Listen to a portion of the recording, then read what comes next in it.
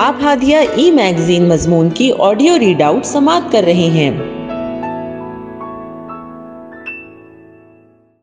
سامعین السلام علیکم ورحمۃ اللہ وبرکاتہ۔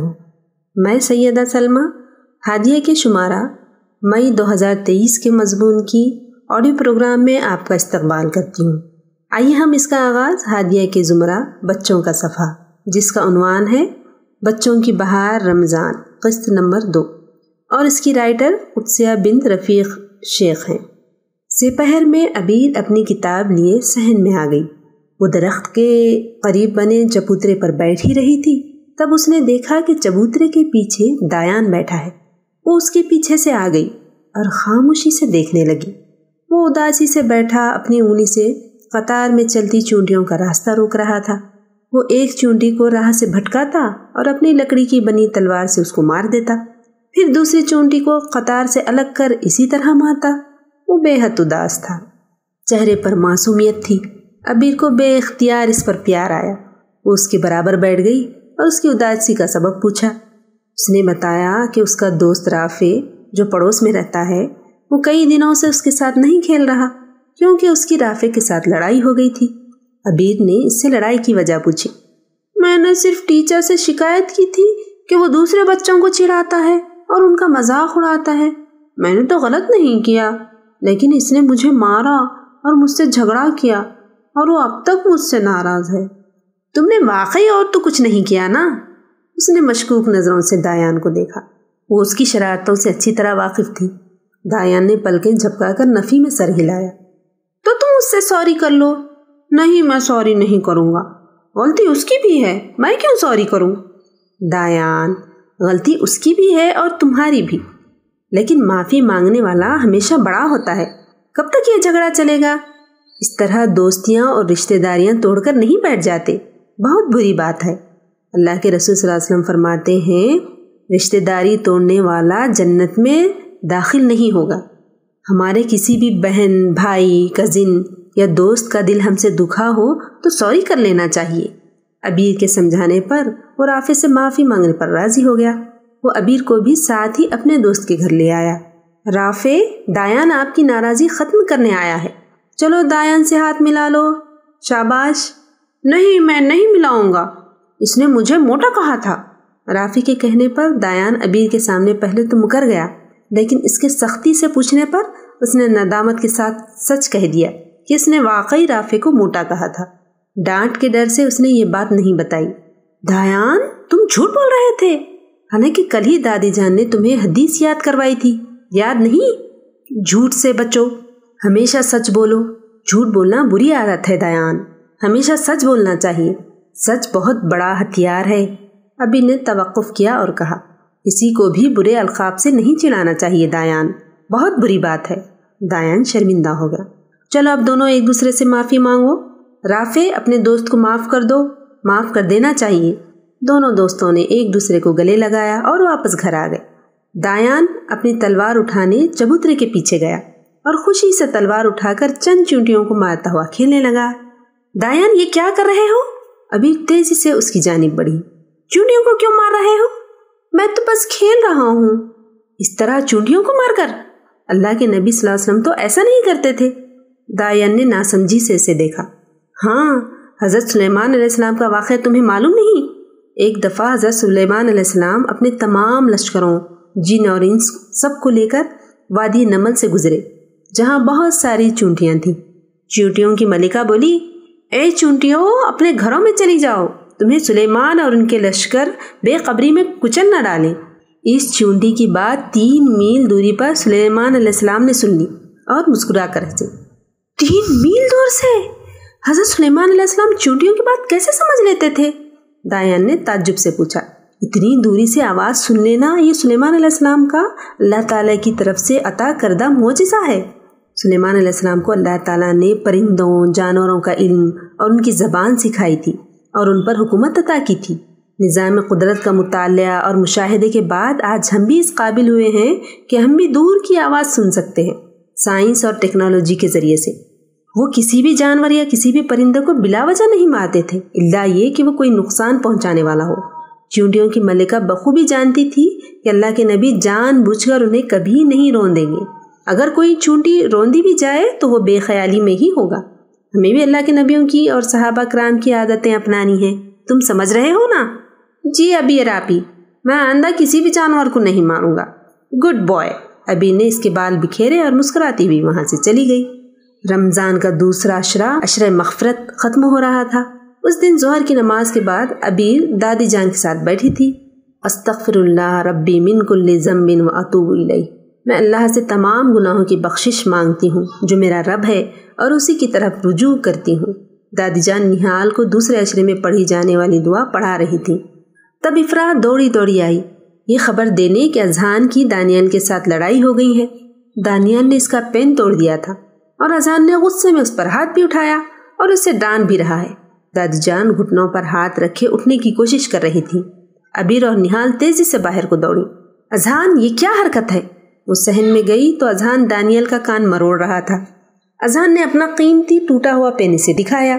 غصے پر کنٹرول کرو اذہان. چھوٹے بہن بھائی ہمیں پریشان کرتے ہیں. انہیں اس طرح مارنا نہیں چاہیے. نہ ڈانٹ ڈپٹ سے کام لینا چاہیے. ان کی بھی عزت نفس ہوتی ہے. ان پہ تشدد کرنے پر بجائے وہ شرمندہ ہونے یا بات سمجھنے کے اپنی حرکت دہراتے ہیں. چھوٹوں پر ہاتھ اٹھانا بری عادت ہے. ان سے نرمی سے بات کرنی چاہیے. بے شک اللہ تعالیٰ نرم ہے اور نرمی کو پسند کرتا ہے. غصہ ہماری عقل کو کھا جاتا ہے. غصے پر قابو پانے کی کوشش کرو افرا. بھائی کے لیے پانی لے کر آؤ. ساتھ ہی اس نے افرا سے کہا تو وہ دوڑ کر پانی لے آئی. ابیر اب نرمی سے کہہ رہی تھی ہم نے رمضان کے شروع میں ہی عہد کیا تھا نا کہ ہم اس رمضان اپنی تمام بری عادتوں کو ترک کر دیں گے اور اچھی عادتیں اپنے اندر پروان چڑھانے کی کوشش کریں گے.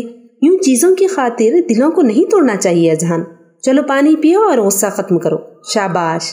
ابیر دانیال کی جانب مڑی. اور دانیال بیٹا، بغیر اجازت دوسروں کی چیز استعمال کرنا بری عادت ہے. اذہان تم سے بڑا ہے نا، اس کو تم نے واپس جواب کیوں دیا؟ بڑے بھائی بہنیں ماں باپ کی طرح ہوتے ہیں دانیال. جس طرح والدین کا ادب و احترام کرتے ہیں اسی طرح بڑے بھائی بہنوں کی بھی عزت کرنی چاہیے. اگر اذہان تمہیں ڈانٹ بھی دے تو پلٹا کر جواب نہیں دینا، نہ ہاتھ اٹھانا. نبی صلی اللہ علیہ وسلم نے فرمایا سچا مسلمان وہ ہے جس کی زبان اور ہاتھ سے دوسرے مسلمان محفوظ رہیں. اذہان اور دانیال نے ایک دوسرے سے معافی مانگی. دادی جان اب صحن میں آئی تھی اور ان کی لڑائی کی وجہ پوچھ رہی تھی، لیکن اب تو سب کچھ رفع دفع ہو چکا تھا. اذہان بھائی، آج آپ امی کے ہاتھوں پٹنے والے تھے. اگر میں امی کو بتا دیتا کہ آپ دانیال پر ہاتھ اٹھا رہے تھے تو امی آپ کو بہت مارتی. وہ تو مجھے نہال نے روک دیا تھا امی کو بتانے سے. دایان نے دانت نکال کر کہا. اذہان، نہال کو تھینک یو بولو اور اب تم بھی اس کے لیے کچھ اچھا کرو. کیوں؟ ضروری ہے؟ اذہان نے ماتھے پر بل ڈالے پوچھا. ہاں، کوئی تمہارے ساتھ کچھ اچھا کرے تو ہمیں اس کا شکریہ ادا کرنا چاہیے اور کسی کے نیکی کے بدلے ہمیں بھی اس کے ساتھ نیکی کرنی چاہیے. نبی صلی اللہ علیہ وسلم بھی لوگوں کے ساتھ یہی معاملہ کرتے تھے. تم سب اندر آؤ، میں تمہیں نبی صلی اللہ علیہ وسلم کے سفر ہجرت میں پیش آنے والا واقعہ سناتی ہوں جس میں نبی صلی اللہ علیہ وسلم، حضرت ابو بکر اور سراقہ بن مالک ہیں. اس میں 9 شیرواں کے کنگن بھی ہیں. ابیر نے کہا تو تمام بچے تیزی سے اس کے ساتھ کمرے میں چلے گئے. بچوں کو تو واقعات سننے میں بہت مزہ آتا تھا. ابیر باورچی خانے میں امی اور چاچی کے ساتھ افطار کی تیاری کر رہی تھی.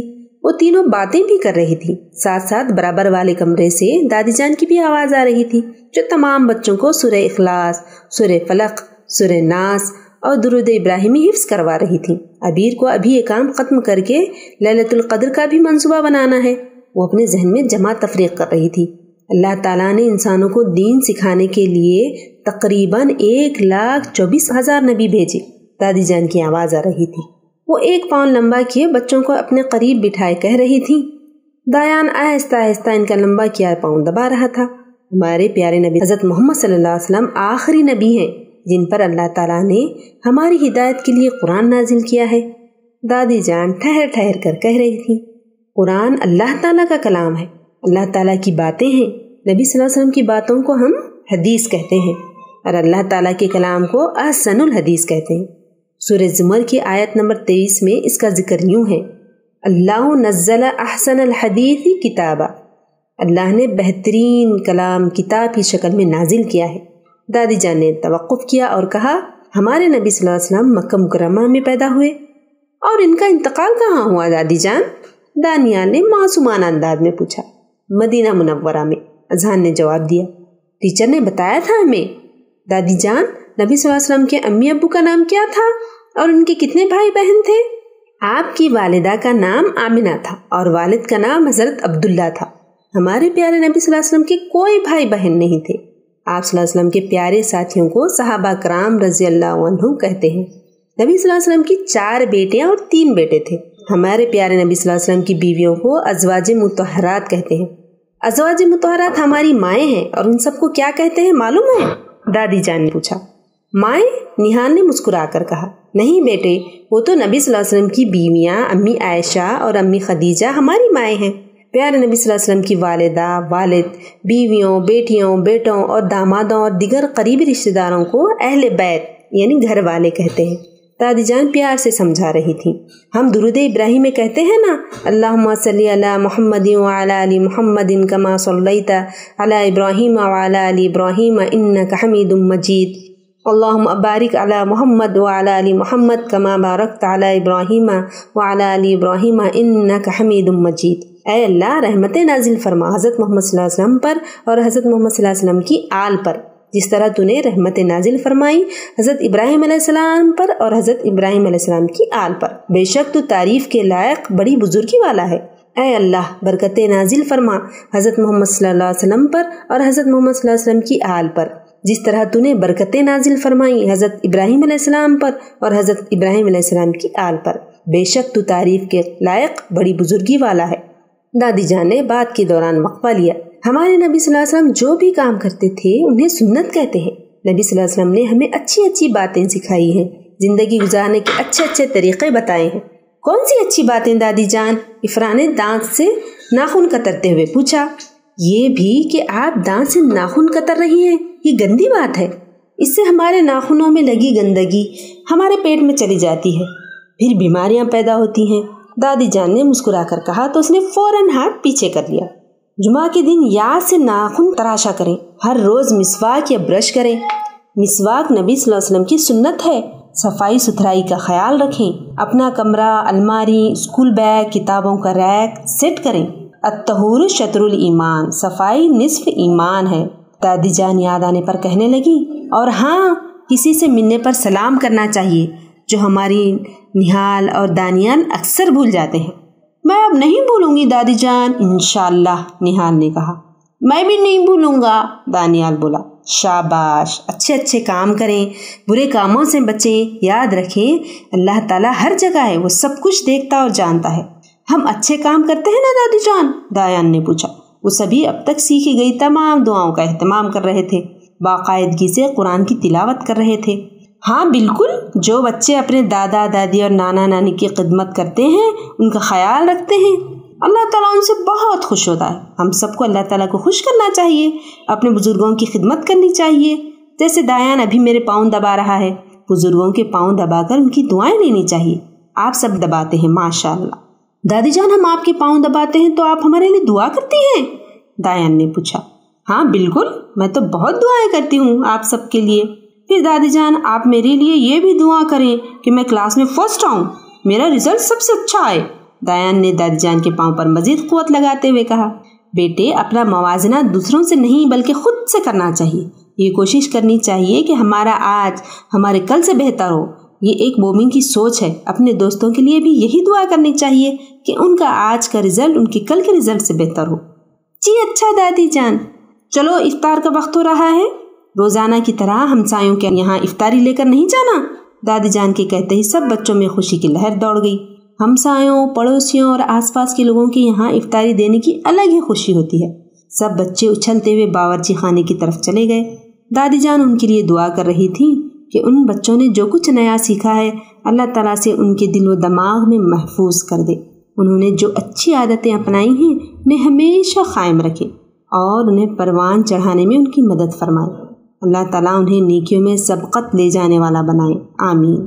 رمضان کا آخری عشرہ جو جہنم سے نجات کا ہے شروع ہو چکا تھا۔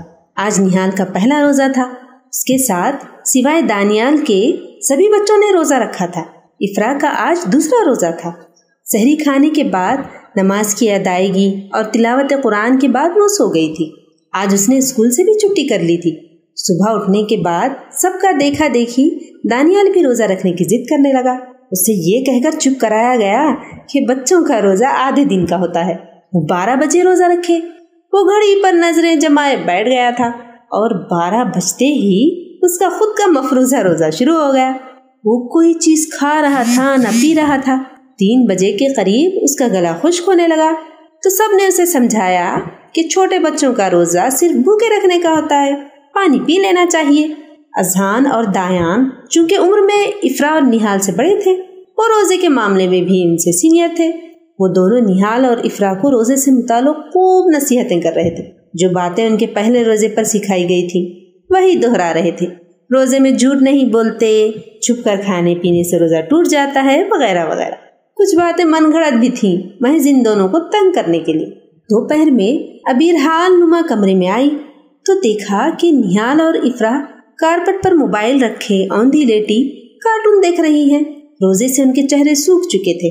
ابی نے قریب جا کر اوپر سے جھانکا، وہ ٹام اینڈ جیری کا کارٹون دیکھ رہی تھی۔ دایان اور اذہان بھی وہاں آ گئے تھے۔ افرا، نہال، اچھے بچے روزے کے دوران ایسے کارٹونز نہیں دیکھتے، کچھ کرنا ہی ہے تو انبیاء کے واقعات پڑھو، عبد الباری کے کارٹون دیکھو۔ آپ بھی بھوک لگ رہی ہے، نہال نے کہا، اور مجھے پیاس، افرا نے بھی روتی ہوئی شکل بنائی۔ تم دونوں نے اللہ کے لیے روزہ رکھا ہے نا، تو اللہ کی خاطر برداشت بھی کرو۔ روزے میں بھوک اور پیاس لگ رہی ہے، ایسا بار بار نہیں کہنا چاہیے۔ اللہ تعالیٰ تمہارا روزہ آسان کر دے گا۔ تمہاری تربیت تو ایسی ہونی چاہیے کہ تم سخت سے سخت گرمی اور کڑی سے کڑی دھوپ میں روزے کی حالت میں رہ سکو۔ تمہیں برداشت کی عادت ہونی چاہیے، تمہیں مضبوط بننا ہوگا۔ روزے کا اصل مقصد کیا ہے معلوم ہے تم لوگوں کو؟ اس نے چاروں کی طرف دیکھا۔ سیام جو لفظ ہے وہ سوم سے بنا ہے اور اس کے لغوی معنی ہے کسی شے سے رکنا یا اسے ترک کر دینا، اور شرعی اصطلاح میں اسے صوم یا روزہ کہتے ہیں۔ علماء کہتے ہیں کہ عرب کے رہنے والے لوگ اپنے گھوڑوں اور اونٹوں کو بھوک پیاس کا عادی بنانے کے لیے باقاعدہ ان کی تربیت کرتے تاکہ مشکل اوقات میں زیادہ سختی برداشت کرنے کے قابل بن جائیں۔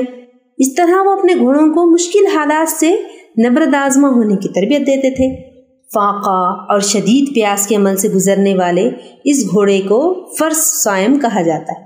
طلوع فجر سے غروب آفتاب تک اپنے آپ کو صرف کھانے پینے سے ہی نہیں بلکہ فحش گوئی، تلخ کلامی، بد زبانی اور تمام برائیوں سے باز رکھنا ہے، اپنے اندر پرہیزگاری پیدا کرنا ہے۔ یہی روزے کا اصل مقصد ہے۔ لیکن پھر بھی اگر تم اللہ سے کہو تو تمہارا روزہ آسان ہو جائے گا۔